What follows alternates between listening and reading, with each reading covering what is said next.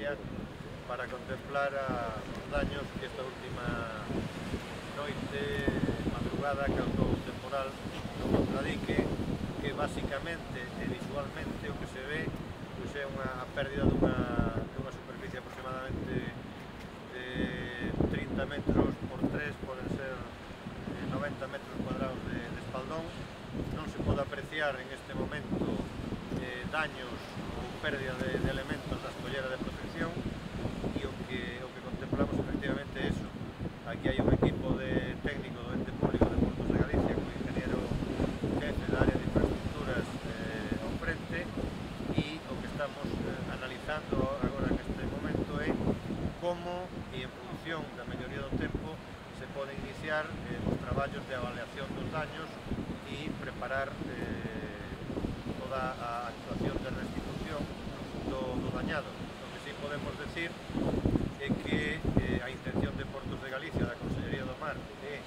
tramitar como obra de emerxencia a reparación do daño causado, que evidentemente iso é a través dunha motivación que farán os técnicos nosos, e o que queremos facer tamén é, insisto, no momento en que o tempo o permita, inspeccionar todas as estructuras de abrigo do Peirao da Guardia, se é posible tamén, iso van a pasar semanas, alguna inspección subacuática a través de mergulladores,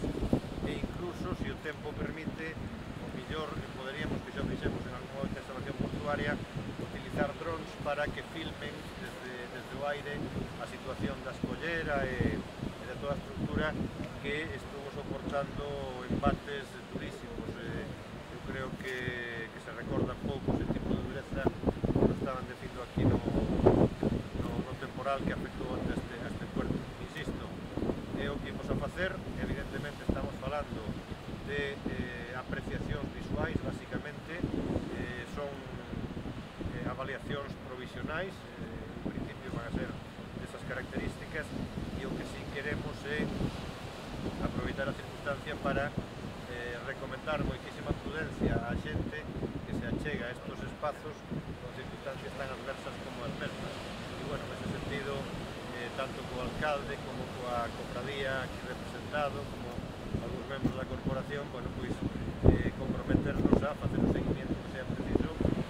e tratar de poñer en marcha a reparación, que vai ser unha reparación larga, se vai a cortar, evidentemente, frente a unha obra normal, un proxecto normal, esa declaración de emerxencia, de que sean obras de emerxencia, pero ainda así as condicións do mar teñen que ser moi boas para empezar a analizar e despois elaborar os correspondientes proxectos. Parte do Concello, en primeiro lugar, e agradecerlle ao presidente de Portos de Galicia que se chegara hoxe a esta Guarda a ver os desperfectos do temporal que tuvemos esta noite pasada, que a verdade visualmente son impresionantes. Como ben dicía él, aproximadamente unha lonxitud de 30 metros da parte alta do espigón que o mar levou. Bueno, a satisfacción por parte do Concello que ante o momento pois non houve daños en personas, máis daños materiais que este espigón, que é importante que ademais vai a ser costoso repoñelo. Tamén agradecerlle pois a declaración que vai xa, que Portos, desde o primeiro momento,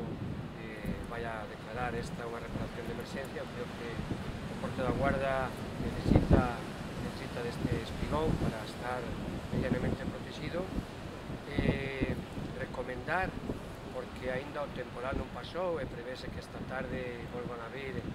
ventos fortes e mar, a xente que teña a debida precaución. No Concello, a Policía Local, a Guardia Civil, estamos preocupados porque hai xente que a veces é un pouco imprudente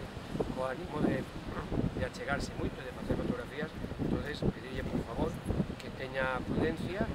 esperar que o mar pois non siga deteriorando máis o espigón, porque, bueno, sabemos que iso perjudica moito o porto e logo vai a facer que esa obra sexa máis costosa. Bueno,